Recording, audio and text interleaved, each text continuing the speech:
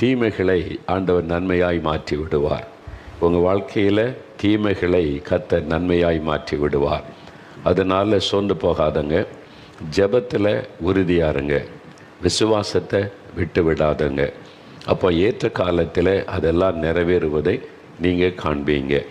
சரி, இந்த நாள் நிகழ்ச்சியில் ஜெபத்தில் பங்கு பெறுகிற எல்லா தேவ பிள்ளைகளை நான் வாழ்த்தி வரவேற்கிறேன். கடந்த நாட்களில் இந்த டிசம்பர் காலத்துக்கு முந்தின காலத்தில் நான் உங்களோட குழந்தைகளை வளர்ப்பது எப்படி, பிள்ளைகளை வளர்ப்பது எப்படி, அது பாதியில் இருக்கல நிறைய காரியத்தை அறிந்து கொண்டீங்க. சிலர் சொல்கிறாங்க, பிரதர் இதெல்லாம் எங்களுக்கு தெரியாது, இப்போ தான் நாங்கள் வசனத்தின் வெளிச்சத்தில் இதெல்லாம் அறிந்து கொள்ளுகிறோம் என்பதாய் சொன்னார்கள். ஒரு வசனத்தை வாசிக்கலாமா? எபேசியர் 6:4 எடுங்க. எபேசியர் 6:4 நாம் இந்த வசனத்தெல்லாம் தியானித்த பிறகு இன்றைக்கு அதன் பிறகு கடைசியில் ஜெபிக்க போகிறோம். அதனால் இப்போ வசனத்தை எடுங்க. எபேசியர் 6:4 269 பக்கம் புதிய ஏற்பாட்டில் பாருங்கள். பிதாக்களே, பெற்றோரே, நீங்களும் உங்கள் பிள்ளைகளை கோபப்படுத்தாமல் கர்த்தருக்கேற்ற சிட்சையிலும் போதனையிலும் வளர்ப்பீர்களாக. பிள்ளைகளை எப்படி வளர்க்கணும் அப்படின்னா சிட்சையிலும் போதனையிலும் வளர்க்கணும் அப்படின்னு வசனத்தில் ஆண்டவர் எழுதி கொடுத்திருக்கிறார். அப்போ இந்த ரெண்டில் கவனம் செலுத்தணும். பிள்ளைகளை சிட்சித்து போதித்து வளர்க்க வேண்டும் என்று ஆண்டவர் சொல்லுகிறார். போதிக்க வேண்டும், அதில் கவனம் செலுத்தணும். சில காரியத்துக்கு முன்பாகவே நான் சொன்னேன், இப்போ வேகமாக சில காரியம் சொல்கிறேன். பிள்ளைகளுக்கு டீச் பண்ணணும், போதிக்கணும். பிள்ளைகளுக்கு கற்றுக்கொள்கிற இருதயம் இருக்கும். சின்ன வயசில் நீங்கள் சொல்கிறத கவனித்து கேட்பாங்க. பெற்றோரிடத்துல தான் முதல்ல அவங்க கற்றுக்கொள்ளுவாங்க. அதன் பிறகு ஸ்கூலில் டீச்சர் சொல்கிறத கவனிப்பாங்க. அப்போ பெற்றோர் தான் முதலாவது பிள்ளைகளுக்கு கற்றுக் கொடுக்கிறவர்கள். உங்களுடைய வாழ்க்கை கற்றுக் கொடுக்கும். நீங்கள் முழங்கால இருந்து ஜெபிக்கிறத அவங்க பார்த்தா அவங்களும் முழங்கால நின்று ஜெபிப்பாங்க. சில குட்டி பிள்ளை 2 வயசு தான் இருக்கும், ஜெபிக்க கூட்டு வந்தால் எனக்கு அது பிள்ளைகளை பார்த்தா சிரிப்பு வந்துடும். முக்காடு போட்டு ஜெபம் பண்ணுவாங்க. இப்படியே தாய் பக்கத்தில் முழங்கால் போட்டிருப்பாங்க, பார்த்தா முக்காடு போட்டு ஜெபிப்பாங்க. ஏன்னா தாய் முக்காடு போட்டு ஜெபிக்கிறத கவனித்து பிள்ளைகள் கற்றுக்கொள்கிறாங்க. பார்த்தீங்களா? முழங்கால் படிட்டு அப்படியே கண்ணு மூடி ஜெபிப்பாங்க. அப்போது பிள்ளைகள் கற்றுக்கொள்வது பெற்றோரிடத்துல தான். முதலாவது பெற்றோர் ரொம்ப கவனமாக உங்களுடைய வாயின் வார்த்தை, உங்களுடைய செயல்பாடுகளில் கவனமாக இருக்கணும். பிள்ளைகளுக்கு நீங்கள் போதிக்கணும். அப்போது பிள்ளைகளை போதிக்கும் போது என்னென்ன காரியத்தை போதிக்கணும்? வேகமாக சில காரியம் சொல்கிறேன், நீங்கள் வேணால் குறித்து கொண்டு அதை தியானித்து செயல். முதலாவது, கர்த்தருக்கு பயந்து நடக்கிறதை குறித்து பிள்ளைகளுக்கு போதிக்கணும். கர்த்தருக்கு பயப்படுதலே ஞானத்தின் ஆரம்பம். முதல்ல அவங்க தெய்வ பயத்தில் வளருவதற்கு நீங்கள் சொல்லி கொடுக்க வேணும். சில பிள்ளைகள் அப்பாவுக்கு பயப்படும், சில பிள்ளைகள் அம்மாவுக்கு பயப்படும். இது பெற்றோருக்கு பயந்து நடக்கணும், உண்மைதான். ஆனால் அதிலேயே நீங்கள் வளர்த்து விட்டால் டேஞ்சர் ஆகிவிடும். நீங்கள் இல்லாத சமயத்தில் பிள்ளைகள் தப்பு பண்ண ஆரம்பிச்சிடும். ஆனால் கர்த்தருக்கு பயப்படுகிற பயத்தை சொல்லி கொடுத்தா, கர்த்தர் எப்பவுமே என்னை பார்த்துக்கிட்டே இருக்கிறாரு, ஏசப்பா என்னை கவனிச்சிக்கிட்டே இருக்கிறாங்க, நான் தப்பு பண்ணக்கூடாது, அந்த ஒரு அர்ப்பணிப்புக்குள்ளே பிள்ளைகள் வரும். அதனால் பிள்ளைகளை உங்களை குறித்த பயத்தில் அல்ல, கர்த்தரை குறித்த பயத்தை நீங்கள் போதிக்கணும். கர்த்தருக்கு குறித்த பயம்னா என்ன, ஆண்டவருக்கு பிரியமில்லாத செய்யக்கூடாது, பிரியமானது என்ன, இதெல்லாம் சொல்லி நீங்கள் பிள்ளைகளை நீங்கள் போதித்து வளர்க்கணும். ரெண்டாவது, பிள்ளைகளுக்கு ஜெபிப்பதை குறித்து போதிக்கணும். எப்படி ஜெபிக்கணும், ஏன் ஜெபிக்கணும், எதற்காக ஜெபிக்கணும் அப்படின்னு சொல்லி. ஒரு முறை ஒரு சிறு மகளை சந்தித்த போது ஆண்டவர் தன்னோடு பேசுவதையும் என் ஜெபத்திற்கு பதில் கொடுப்பதையும் அறிந்திருக்கிறேன் என்று இயேசுவோடு நெருக்கமாய் வாழுகிற ஒரு சின்ன ஸ்கூலில் படிக்கிற மகளை சந்தித்தேன். உனக்கு இதெல்லாம் எப்படி தெரியும் என்று கேட்டேன். அவங்க சொன்னாங்க, எங்கள் அப்பா அம்மா நல்லா ஜெபம் பண்ணுவாங்க, கர்த்தருடைய பிள்ளைகள் எனக்கு சொல்லி கொடுத்தாங்க.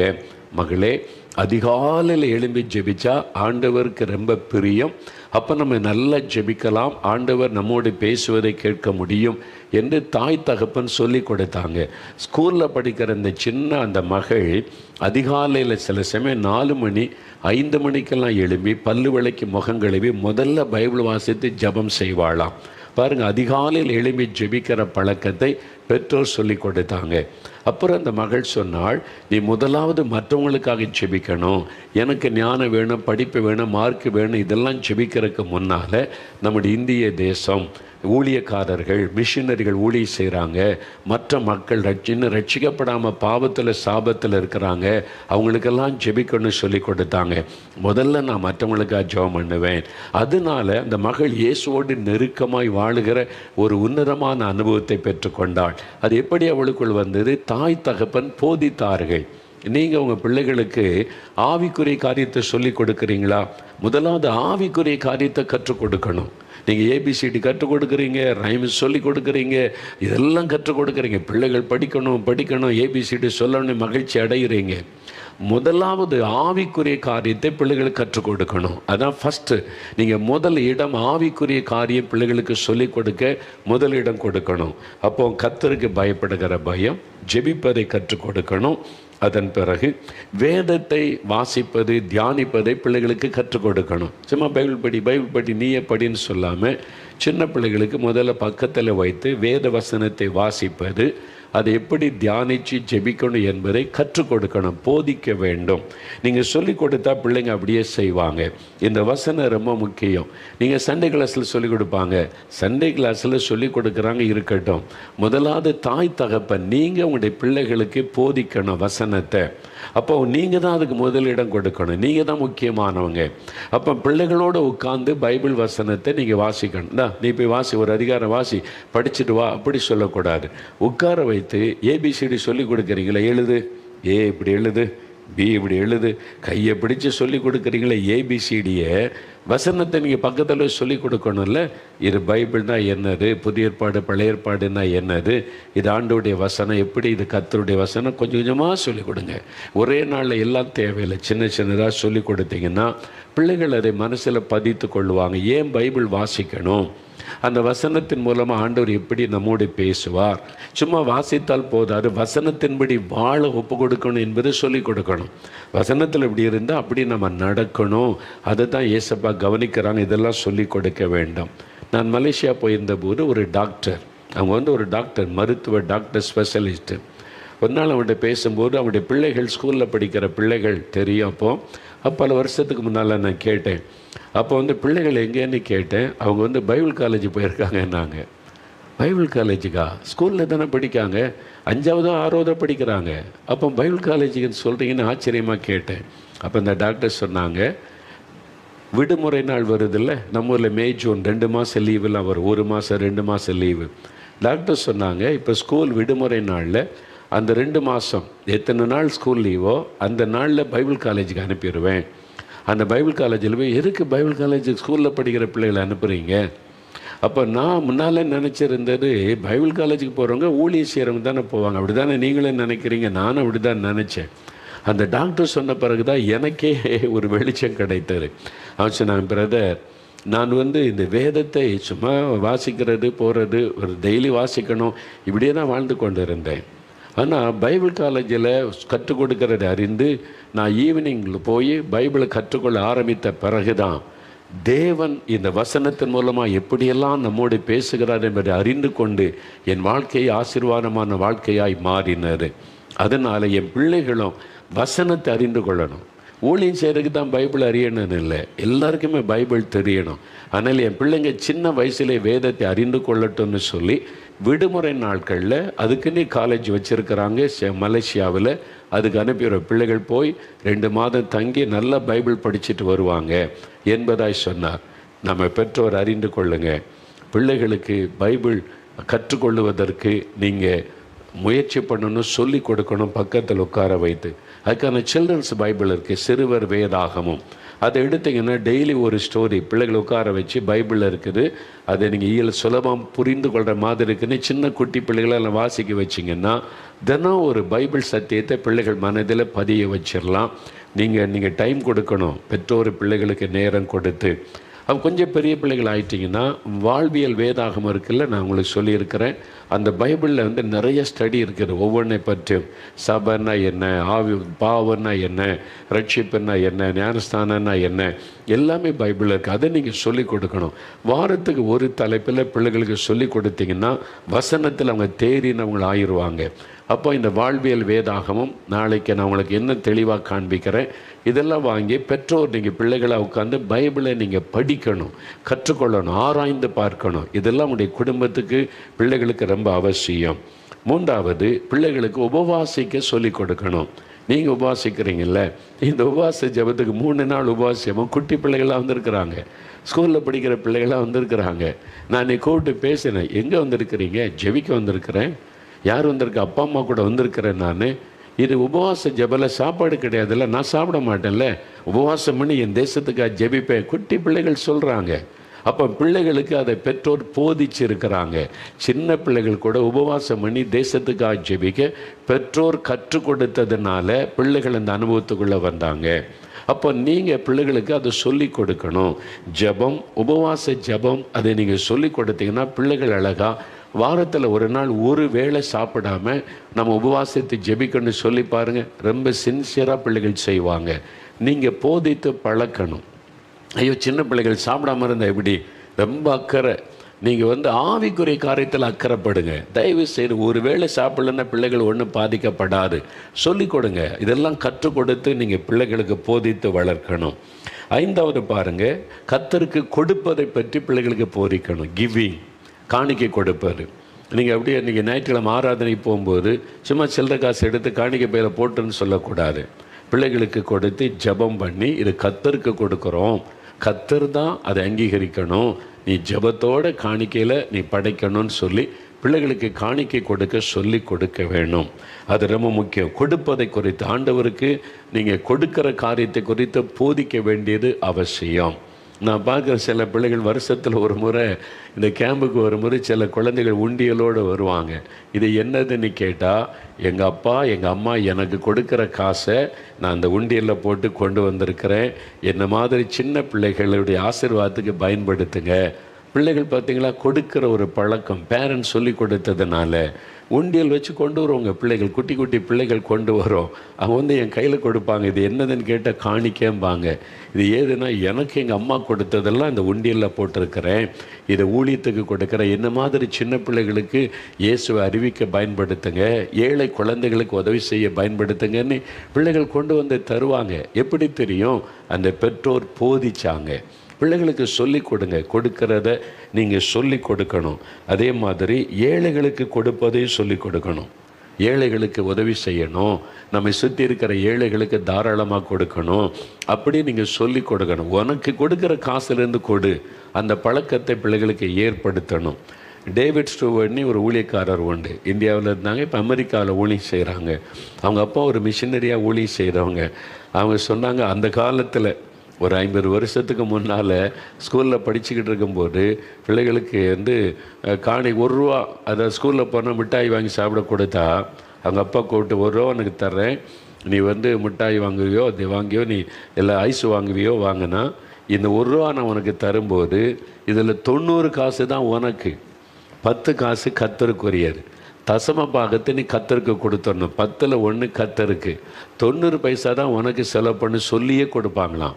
அப்போ சின்ன வயதிலேயே அவனுடைய மைண்டில் சொன்னது, எனக்கு வரக்கூடிய எல்லா காசுலையும் 10ல் 1 கர்த்தருக்கு அப்படின்னு சொல்லி பிரித்து வைக்கிற பழக்கம் உண்டானது.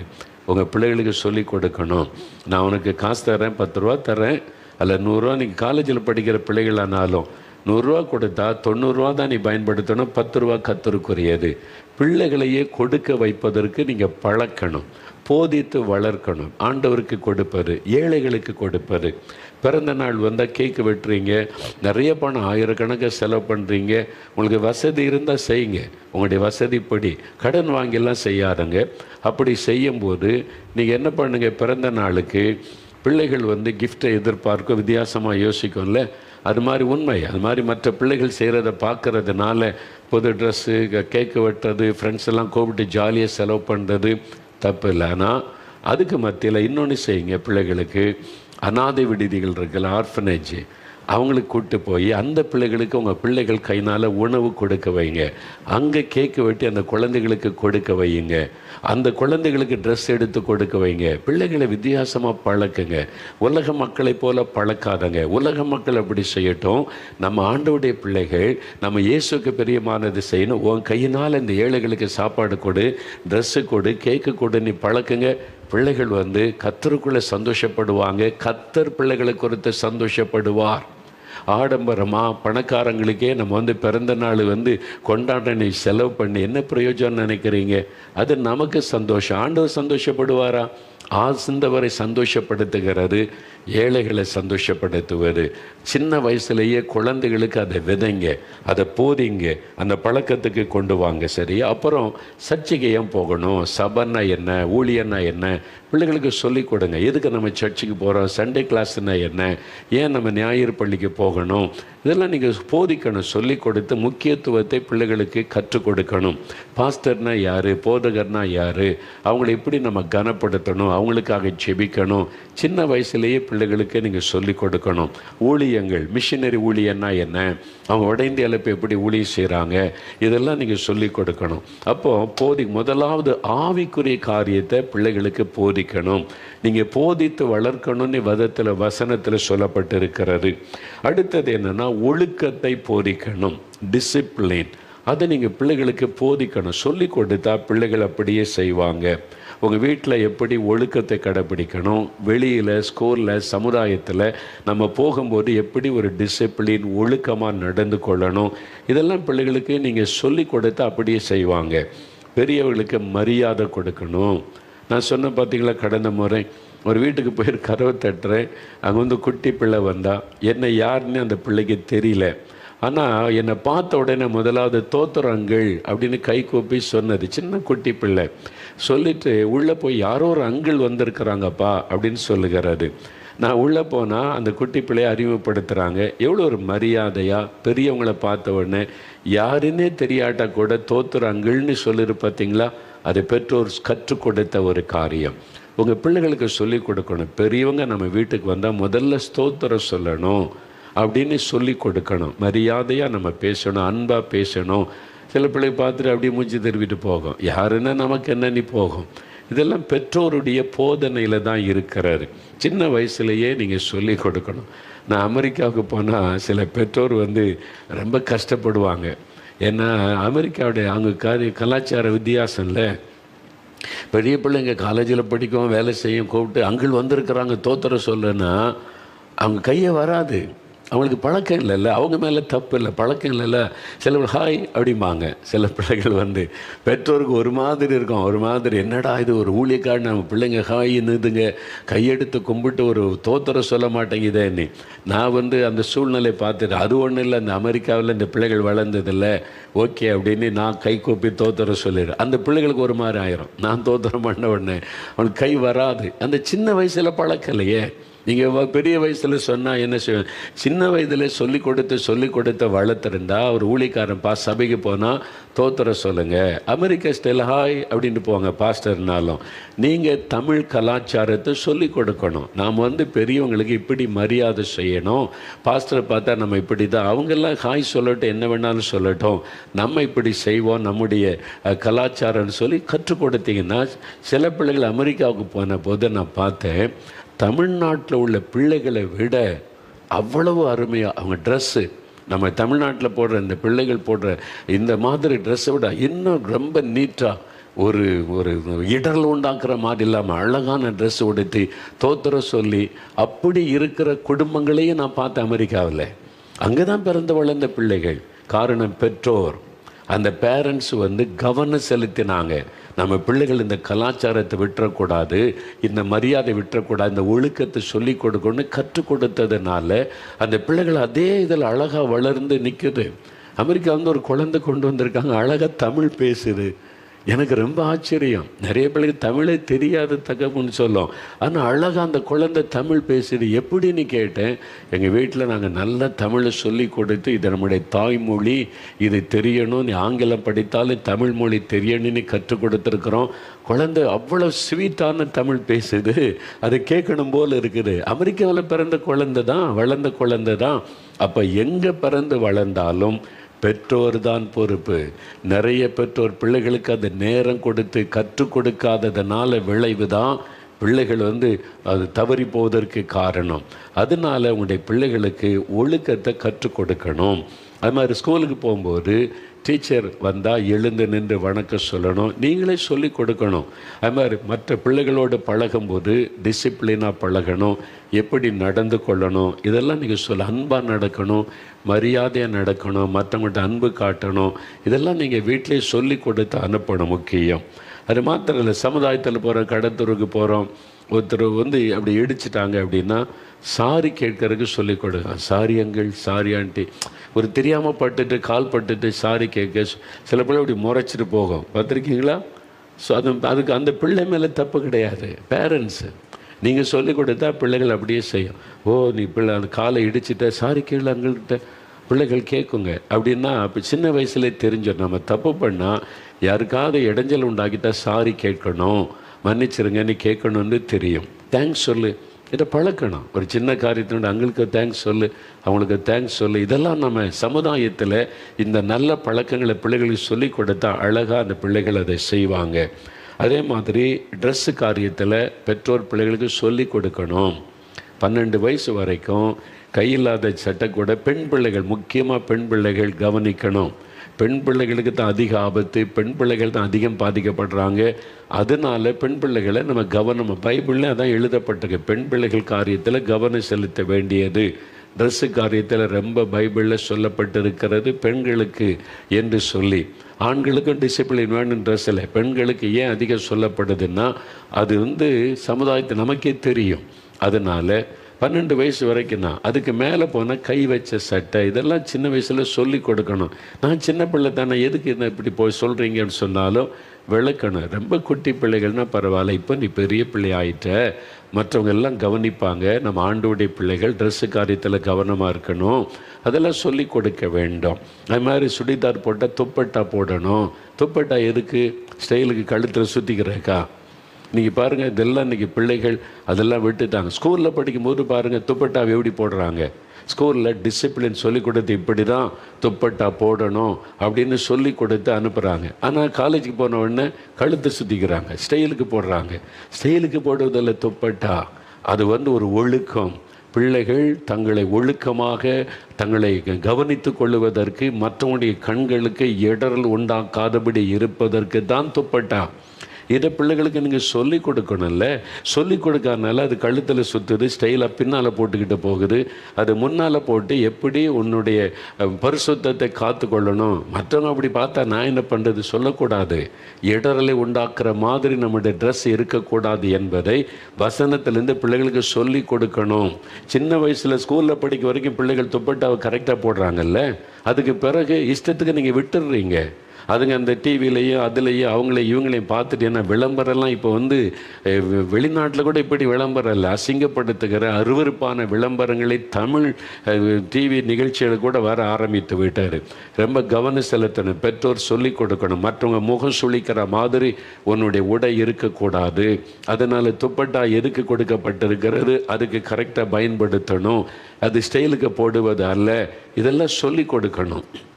சொல்லாதனால பிள்ளைங்களுக்கு தெரியல. அவங்க ஸ்கூலில் மற்றவங்க பார்க்குறாங்க, மற்றவங்களுக்கு நமக்கு வித்தியாசம். நாம் தேவ பிள்ளைகள், அதனால் இதெல்லாம் கற்றுக் கொடுக்கணும். இந்த துப்பட்டா போட்டு இப்படி போடணும், ட்ரெஸ் போட்டால் பெரிய பிள்ளை, இதெல்லாம் சொல்லி கொடுக்கணும். மற்றவங்க பார்வையில் அது இடரலை நம்ம உண்டாக்கக்கூடாது. அவங்களுடைய மனதில் ஒரு காரியத்தை நம்ம தப்பான எண்ணத்தை உண்டாக்கக்கூடாது. அதுக்கு ஏற்றபடி நம்ம கவனமாக இருக்கணும். இதெல்லாம் பிள்ளைகளுக்கு சொல்லி கொடுத்தா அழகாக அதுங்க கீழ்ப்படிந்து செய்யுங்க. அதனால் சின்ன வயசுலேயே சொல்லி கொடுக்கணும், கவனிக்கணும். அப்புறம் இப்போ தெரியாதவங்ககிட்ட எதுவும் வாங்கக்கூடாது. அதை நீங்கள் சொல்லி கொடுத்துருப்பீங்க. யாரும் எது ஸ்வீட் கொடுத்தாங்க, ஐஸ் கொடுத்தா வாங்கி சாப்பிடாதங்க. தெரியாத ஆள் கூப்பிட்டு பேசினா போகாதங்க. ஸ்கூலுக்கு அனுப்புகிற பிள்ளைகளை குறித்து பெற்றோர் கவனமாக இருக்கணும். தெரியாத யார் கூடயும் பேசக்கூடாது, யார் என்ன கொடுத்தாலும் வாங்கக்கூடாது என்பதெல்லாம் சொல்லி கொடுத்தீங்கன்னா கவனமாக இருப்பாங்க. சரி, இதெல்லாம் ஒழுக்கம் சொல்லி கொடுக்கணும். அடுத்தது வசனம் என்ன சொல்லுது? சிட்சிக்கணுமா. கர்த்தருக்கேற்ற சிட்சையிலும் போதனையிலும் வளர்ப்பீர்களாக. சிட்சிக்கிறேன்னு சொல்லி கண்டிடத்தில் பிள்ளைகள் அடிக்கிறது, செவிட்டில் அடிக்கிறது, அதெல்லாம் செய்யக்கூடாது.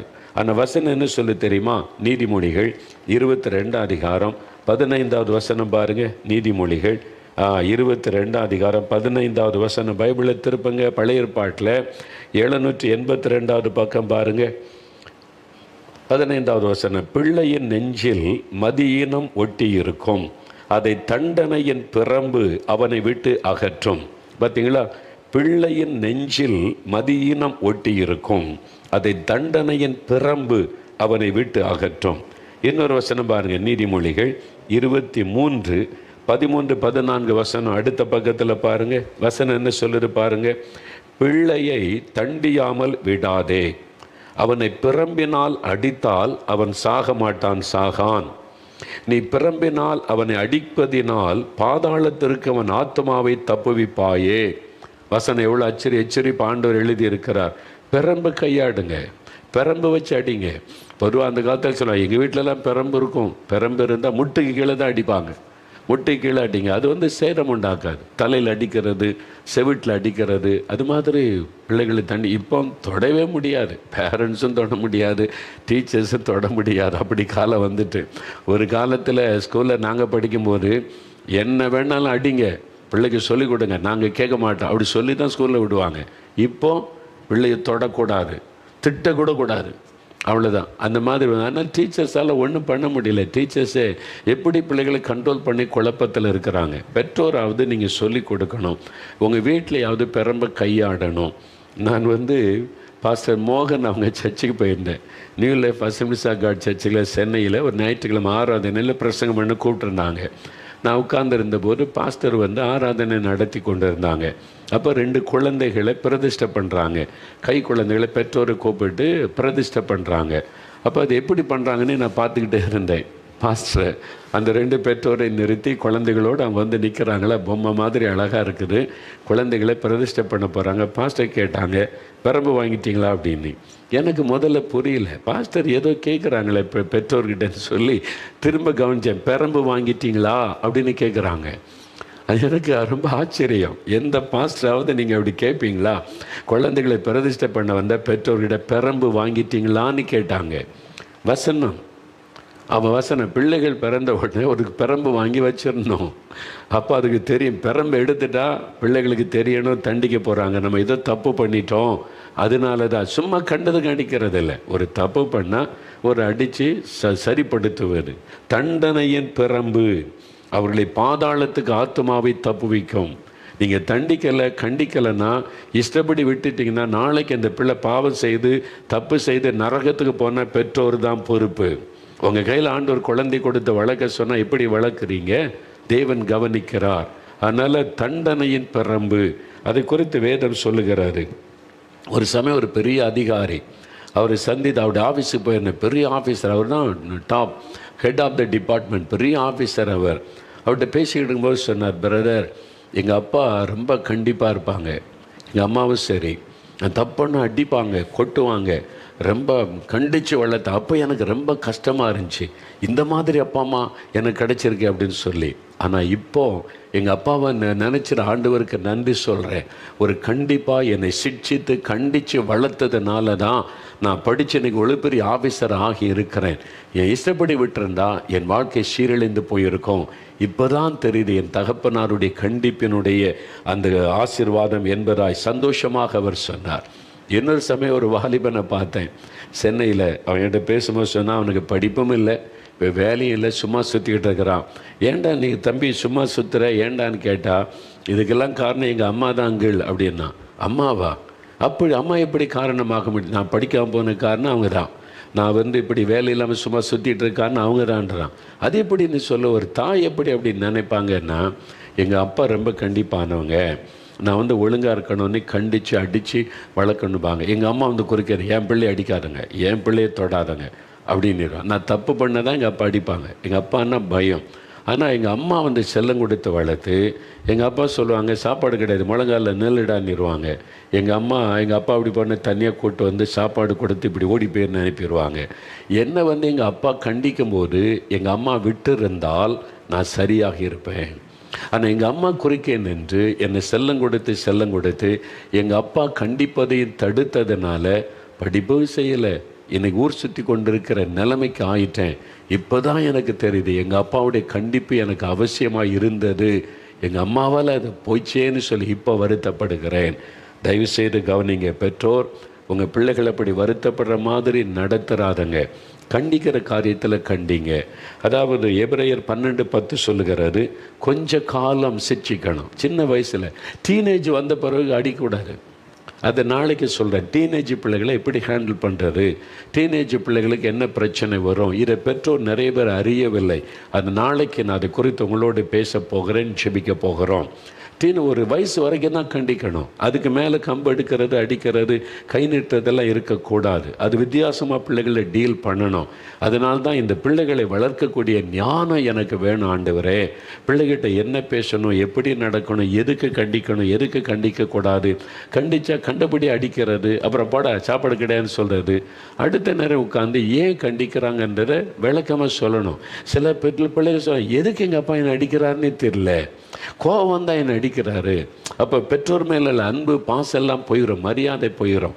அந்த மாதிரி நடக்கக்கூடாது. தயவுசெய்து உங்களுடைய பிள்ளைகள் ரொம்ப முக்கியமானவங்க. ஆண்டவருக்கு ரொம்ப தேவை உங்களுடைய குழந்தைகள் எதிர்கால எழுப்புதல் ஆசீர்வாதத்துக்கு. இதை மனதில் கொண்டு பிள்ளைகளை கர்த்தருக்கு பிரியமானபடி வளர்ப்பதில் கவனம் செலுத்தணும். அதில் கர்த்தருக்கு பிரியமானபடி வளர்ப்பதில் கவனம் செலுத்தி போதிக்கணும், டீச் பண்ணணும். அவங்களை சிரிச்சித்து போதித்து அழகாக நீங்கள் வளர்க்கணும். அந்த ஞானம் எனக்கு தாங்க ஆண்டவரே, எனக்கு கிருபை தாங்கன்னு நீங்கள் ஜெபிக்கணும். சரியா? அதனால் இந்த நாளில் அந்த மாதிரி நம்ம ஜெபிக்க போகிற குழந்தைகள் எவ்வளோ முக்கியம், பிள்ளைகள் எவ்வளோ முக்கியம். ஆண்டவர் வந்து பிள்ளைகளை குறித்து பேசியிருக்கிறார். யோவேல் 2:28-29 எழுப்புதல் காலத்தில் மாம்சமான யாவர் மீது என் ஆவியை ஊற்றுவேன்றார்ல, ஆவியானவர் ஊற்றப்படுவது தான் எழுப்புதல். இந்த வருடத்தில் அதிகமாக ஆவியானவர் ஊற்றப்பட போகிறார், எழுப்புதல் ஆரம்பிக்க போகிறாரு. அதில் உடைய குமாரரும் குமாரத்திகள், குட்டி பிள்ளைகள், சின்ன பிள்ளைகள் மேலே கூட ஆவியானவர் ஊற்றப்பட்டு தீர்க்க தரிசனம் உரைப்பார்கள்னு சொல்லப்பட்டிருக்கிறது. அப்போ இந்த எழுப்புதல் காலத்தில் சின்ன குழந்தைகளை கர்த்தர் பயன்படுத்துவார். இப்போவே நிறைய சாட்சி பார்க்குறீங்களா, குழந்தைகள் சின்ன பிள்ளைகள் ஜெபம் பண்ணி அம்மாவுக்கு சுகம் உண்டாகி இருக்கிறது, மரணக்கட்டு மாறி இருக்கிறது, சின்ன பிள்ளைகள் ஜெபம் பண்ணி அற்புதம் நடந்திருக்கிறது. தெரியுமா அவங்களுக்கு? சமீபத்தில் நடந்த ஜெபத்தில் ஒரு குடும்பத்தார் வந்திருந்தாங்க. அந்த தாய்க்கு ஆப்ரேஷன் பண்ணணும், சரீரத்தில் கட்டி அது ஆப்ரேஷன் பண்ண டாக்டர் சொல்லிட்டாங்க. குடும்பம் ஜெபிக்கிறது, அதுக்கான நாள் குறிக்கப்பட்டு விட்டது. அவங்க வீட்டில் ஒரு குட்டி பிள்ளை, 4 வயசு 5 வயசு சின்ன பிள்ளை தான். அந்த பிள்ளை சொல்லிச்சு, அம்மா நான் உங்களுக்காக ஜெபிக்கிறேன், ஏசப்பா சுகமாக்கிடுவாங்கன்னு சொல்லி ஓடி போய் ப்ரேயர் ரூமில் போய் முதல்ல ஆயத்த ஜெபம். குட்டி பிள்ளை சொல்லுது, ப்ரேயர் ரூமில் போய் முதல்ல எங்கள் அம்மாவுக்காக நான் ஜெபிக்க போகிறேன் இயேசுவே, எங்கள் அம்மாவத்தோடு. அப்புறம் வந்து அம்மா மேலே கை வைத்து ஜெபித்தது. அப்புறம் டாக்டர்கிட்ட போய் பரிசோதித்தால் ஆப்ரேஷனுக்கு முன்னால் செக் பண்ணி பார்த்தா கட்டியே காணவில்லை. அந்த குட்டி பிள்ளை ஜெபத்தில் கட்டி மறைந்து விட்டது. இனிமேல் சின்ன பிள்ளைகளை அப்படியெல்லாம் கர்த்தர் பயன்படுத்துவார், அதுக்கான அபிஷேகம் ஊற்றப்படும். அப்போ பிள்ளைகள் ரொம்ப முக்கியமானவங்க. பிள்ளைகள் பாதுகாக்கப்படணும், ஆசீர்வதிக்கப்படணும், ஜெபிக்கணும்.